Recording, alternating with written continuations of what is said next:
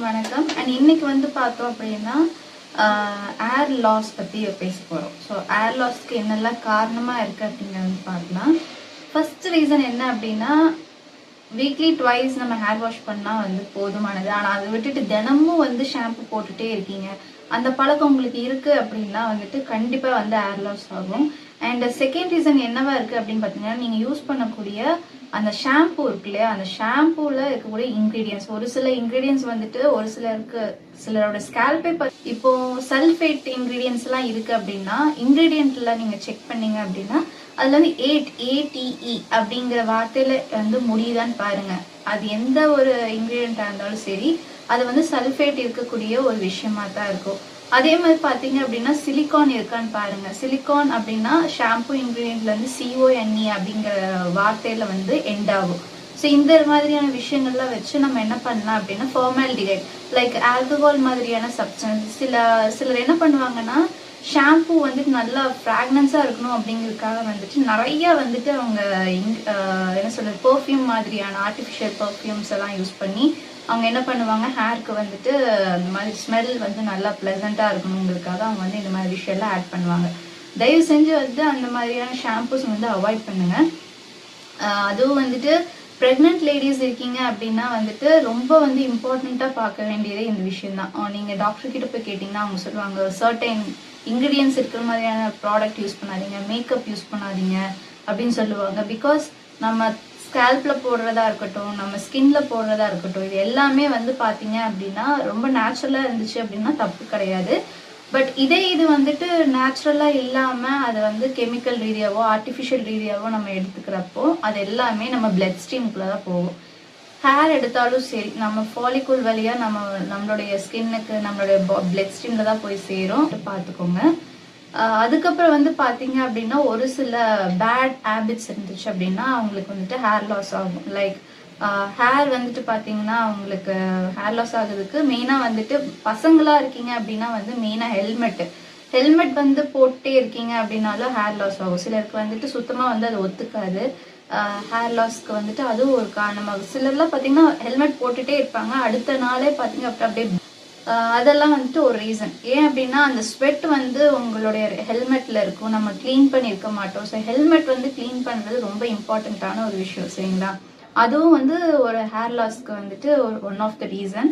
நீங்கள் என்னதான் வந்து ஹேர் வந்து வாஷ் பண்ணிட்டு இருந்தாலுமே ஹெல்மெட் வாஷ் பண்ணல அப்படின்னா வந்துட்டு அது உண்மையாலுமே உங்களுக்கு வந்துட்டு இது மட்டும் கொடுக்காது, நிறைய வந்துட்டு ஸ்கேல்ப் ட்ரைனஸ் பண்ணும், ஸ்கேல்ப் ப்ராப்ளம்ஸை கொண்டு வரும், நிறைய ஃபங்கஸ் பாக்டீரியா கூட கிரியேட் ஆகக்கூடிய வாய்ப்புகள் இருக்கு.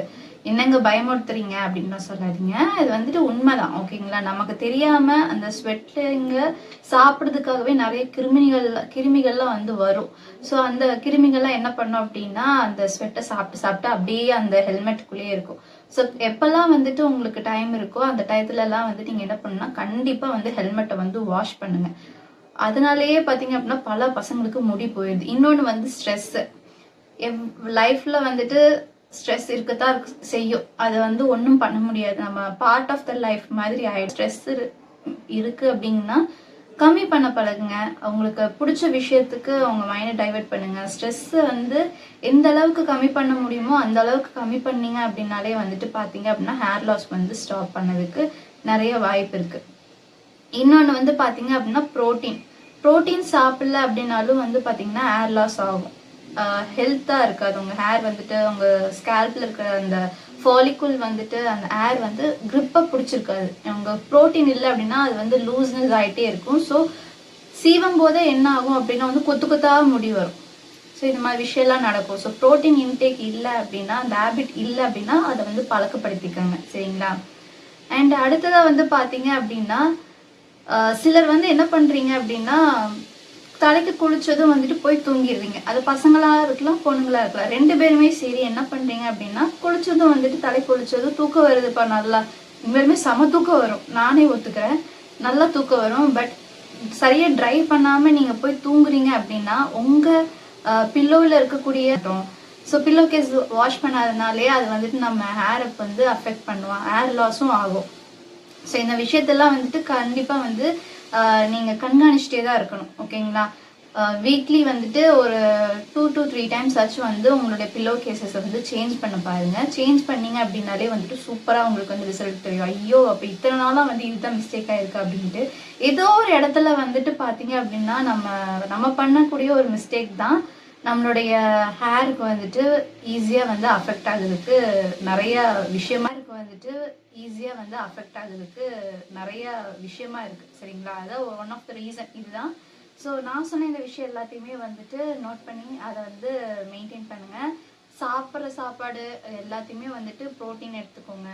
நான் நிறைய சொல்றது இதுதான், ஸ்கின்னுக்கும் சரி ஹேருக்கும் சரி ரெண்டுத்துக்கும் சேர்த்தே தான் ப்ரோட்டீன் வந்து ரொம்ப இம்பார்ட்டண்ட்டான ஒரு விஷயம். ஸோ டெய்லி வந்துட்டு ப்ரோட்டீன் சாப்பிடுங்க. ப்ரோட்டீனுக்கு வந்து எக் சாப்பிடலாம். இல்லை நான் வந்து வெஜிடேரியன் அப்படின்னா வந்துட்டு தானியங்கள் இருக்கு, நிறைய சீட்ஸஸ் இருக்கு, பம்கின் சீட்ஸ் இதெல்லாம் நிறைய நல்லா இருக்கு. சரிங்களா? ஃபிளாக்ஸ் சீடு இதெல்லாமே சாப்பிட்றப்போ ரொம்பவே ஹெல்ப்ஃபுல்லாக இருக்கும். ஸோ omega-3 அப்படின்னு சொல்லிட்டு ஒரு ஃபேட்டி ஆசிட் இருக்கு. ஸோ அது வந்துட்டு நீங்கள் இன்டேக் பண்ணுறதுனால உங்கள் ஹேர் வந்து ரொம்பவே நல்லா வளரும் அண்ட் ஹெல்த்தியாகவும் இருக்கும். ஸோ நான் சொன்ன இந்த விஷயம் உங்களுக்கு யூஸ்ஃபுல்லாக இருக்கும் நான் நம்புகிறேன். அடுத்த ஒரு வீடியோவில் சந்திக்கிறேன். Until then, bye from Twinkle Bell Annie.